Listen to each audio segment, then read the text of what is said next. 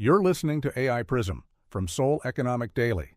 Korea's registered venture count just cleared 40,000 for the first time in 2 years. Chinese VC Spark Physical AI Ventures is scouting Seoul, and a 15-year stalled service industry bill is moving. 3 structural windows are opening simultaneously. It's Tuesday, July 7th. Let's look at what this means for startups and entrepreneurs in Korea.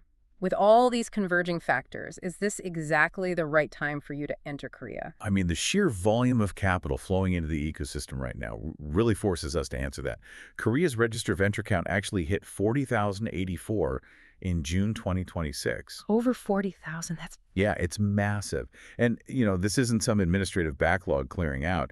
It's entirely organic growth, mostly driven by a huge wave of new AI and robotics entrants. And massive corporate capital is moving to capture them. I mean, KT just committed 18 trillion KRW. That's about 12.9 billion US dollars. Right, 12.9 billion over the next 5 years just for AI infrastructure. Yeah, and they're also launching something called a token factory. It's like they're building a massive new electrical grid before the city is fully populated, setting the baseline for how AI-native startups will pay for compute. Exactly. They're trying to lock founders into this proprietary compute ecosystem. Right. But if you're an early-stage founder listening to a $12.9 billion figure, it might sound, too macro to care about. So let's look at the immediate runway. Let's do it. What's the tactical play? Well, SK Group's Impact Booster program is stepping up to offer up to 70 million KRW. That's roughly 50,000 US dollars. Okay, wow. Yeah, and that's specifically targeted for Series A or B social ventures. That kind of capital injection fundamentally changes a startup's strategic options right when they need to hire specialized AI talent. Absolutely. And didn't the Korea Trade Insurance Corporation just make a move too? They did, yeah. They allocated 125 million US dollars specifically to back overseas expansion.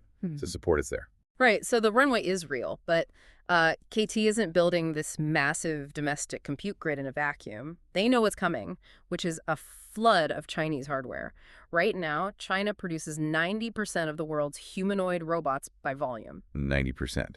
They have an absolute stranglehold on hardware assembly and mass production.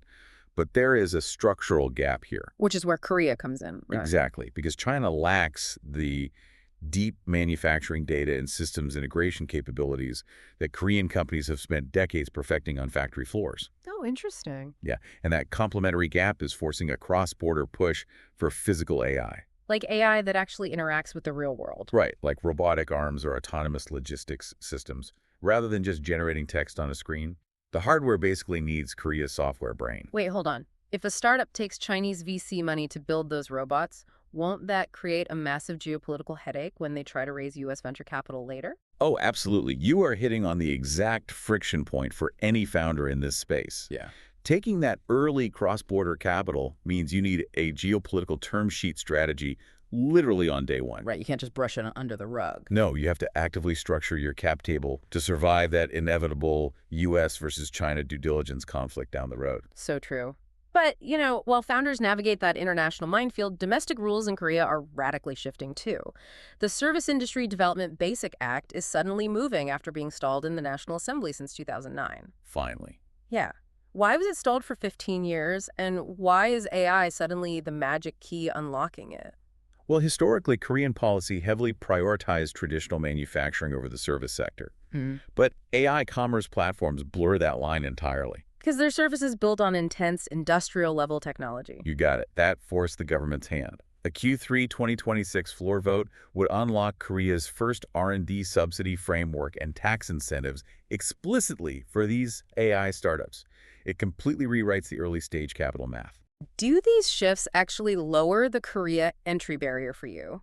The convergence of massive corporate VC deals, pending policy subsidies, and record startup counts points to an unprecedented opening for international founders. However, returning to our initial hook, capitalizing on this physical AI boom requires building a geopolitical clause into your term sheets immediately. long before U.S. investors ask their first due diligence question. And as you monitor these entry points, keep a close eye on KT's Token Factory early access pricing in the second half of 2026, because that pricing structure will ultimately dictate whether this massive infrastructure build-out creates or completely crushes startup compute economics. That's today's AI PRISM Founders. This episode was produced with AI assistance based on Seoul Economic Daily reporting and reviewed by a human editor. AI PRISM is a Juan Eifer award-winning series. We'll be back tomorrow. #CoSPI. You've been listening to AI PRISM from Seoul Economic Daily.